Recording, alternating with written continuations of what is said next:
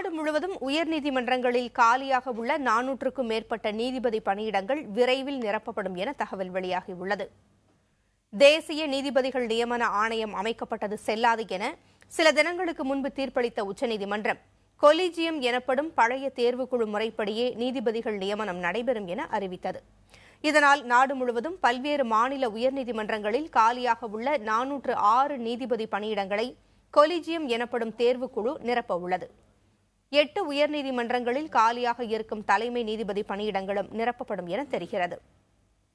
நாட்டில் மொத்தமுள்ள 24 உயர்நீதிமன்றங்களில் மேகாலயா, சிக்கிம், திரிபுரா தவிர மீதமுள்ள 21 உயர்நீதிமன்றங்களில் நீதிபதி பணியிடங்கள் காலியாக இருக்கின்றன. அதிகபட்சமாக அலகாபாத் உயர்நீதிமன்றத்தில் மட்டும் 85 நீதிபதி பணியிடங்கள் நிரப்பப்படாமல் இருக்கின்றன.